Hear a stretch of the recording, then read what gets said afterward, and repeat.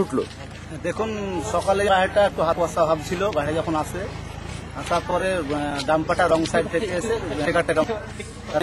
মানে ছেলে মেয়ে সবাই ছিল, সবাই ইনজিওর, সবকে মেডিকেল কলেজে পাঠানো হয়েছে। কি অবস্থা আছে সেটা মানে আমরা এখন জানি না, তবে একটু পরে আমরা যাবো, খোঁজটা নেবো। আচ্ছা, কতজন মোটামুটি টেকারে ছিল বা কতজন এখন পর্যন্ত আহত মতো ছিল এবং সবাই মানে ইনজিওর হয়েছে। সামনে যারা একটু বেশি হয়েছে, পিছনে যারা ছিল তারা একটু কম হয়েছে। প্রত্যেকেই মানে কি কারণে এরকম রাস্তায় এরকম কি আপনাদের কি মনে হয়? গাড়িগুলো মাটি বই আসছে, মাটিগুলো ফেলছে। আমরা বারবার বলেছি, রিকোয়েস্ট করেছি ওরা পার হবে, গাড়িতে নিশা করে গাড়ি চালাচ্ছে, মানে রং সাইডে গাড়ি হচ্ছে, ছোট গাড়িতে মানে কোনো গ্যারেজ করছে না। এর আগে বারবার বলেছি, কোনো ফয়সালা হয়নি, ক্যাম্পে জানিয়েছিলাম, কোনো সারদারি হয়নি।